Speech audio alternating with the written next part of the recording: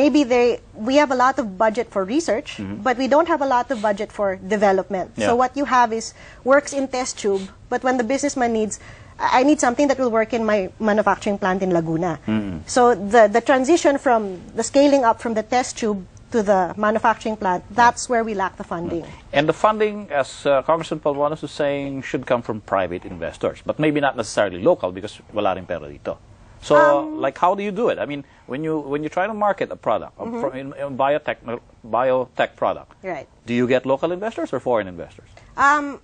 We try to get local investors, obviously, but I think that the best model is to have a public-private partnership. DOST, for example, gives grants for startup firms and SMEs for up to 2 million pesos to prototype, to make a patent, if you have an invention, to get Is that a enough? patent. Not really, and they only have 23 million pesos to give every year. Really? But at least it's a start. Okay. It's a start.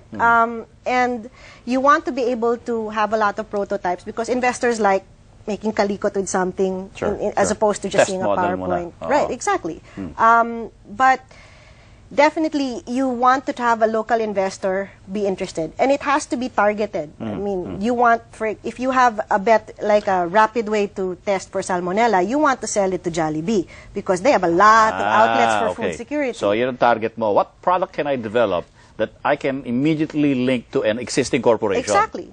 Because at the size of a Jollibee, for example, you know, or if you have a software that would help Trend Micro Philippines do their jobs, then that's excellent because these are global companies or global companies that are based here in the case of Trend Micro. Yeah. And these are Philippine innovations that they will happily pay the license fee to, and the money will go back to the scientists. Oh, Maui, I've reached my expiry time para akong biotech product then, but just for this segment. So the biochem industry, the biotechnology industry, obviously should be the way to go. Parang yun ang dapat na tinatap. Hindi na daw semiconductors or electronics, wala na yun. I think actually there's a lot of promise in semiconductors and other industries. What I would like to do is for at least the Aquino administration and the new DOST secretary to have a focus. If it's biotech, that's great. If it's not, we're still going to be trying to do our thing anyway. But we're a country with limited resources, and as long as you have a focused program, and if it's IT, then talk to all the IT companies. Right. I'd like to see the private sector and the public sector working hand in hand. Maybe through a matching fund, the public sector will give in this much, and the private sector will give in this much, as long as there's a handoff, you know, like a relay. Sure. Yep. Because that would work. All right. So, Maui, thank you very much for coming to Future Perfect. And I hope that Hybridigm and maybe other consulting companies, not to make them, of course, better than yours, will have more success in commercializing. Tama ba? Yes, commercializing. The R&D that goes into producing all of this stuff from the Pacific yew tree and whatever else may be in your backyard. Live long and prosper. Oh. I like that. Very geeky. Live long and prosper. Thank you very much, Maui, for coming to the show. Thank you. And swinging now from biotech to more familiar tech, business process outsourcing firms used to be seen as just fancy complaint desks. But many BPO firms are actually raising the level of their operations and moving up the food chain. Here's a second look at the BPO sector and its evolution. Images of headset-clad 20-somethings burning the midnight oil as they answer calls in neutral English accents. These easily come to mind whenever business process outsourcing is mentioned, but industry experts say there's more to BPOs than just taking calls. The typical idea is that if you go into a BPO, you'll just be like a telephone operator handling complaints. Much of it is not like that anymore. Much of it is already doing complex financial analysis, financial research. According to the Business Processing Association of the Philippines, the country's BPO sector is slowly moving into what it calls higher value services. Many multinationals are also moving design and development operations here. For software, the largest provider is Accenture. They have about 9,000 IT professionals.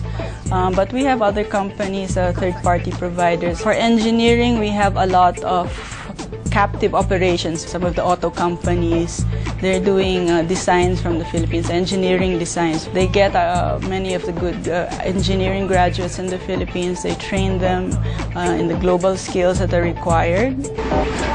Miley Ejercito works at Hewlett-Packard Asia Pacific as a technology consultant.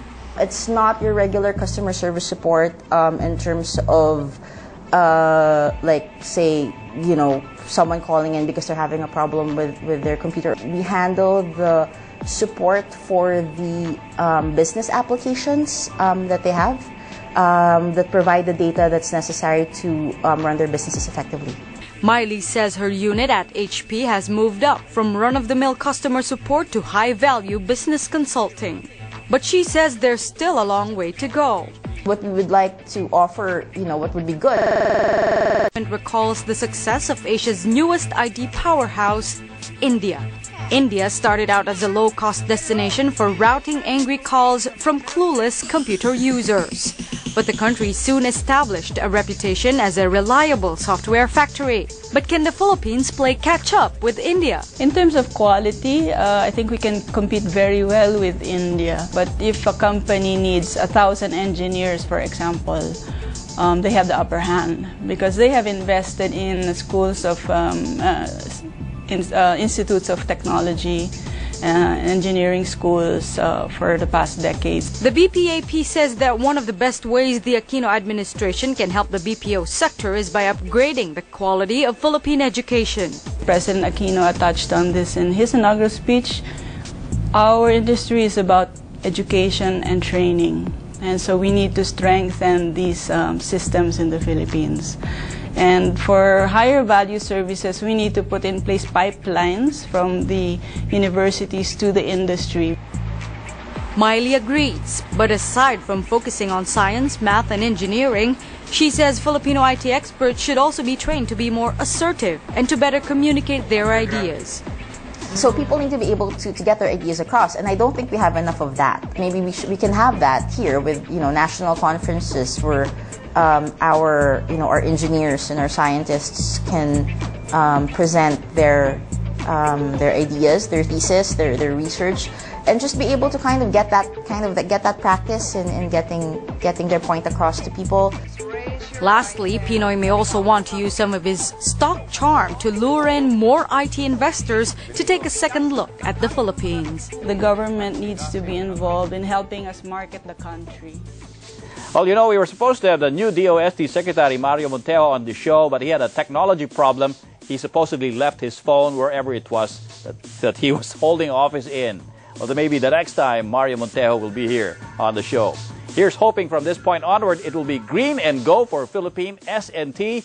Just don't use a wang-wang to run a red light along the way.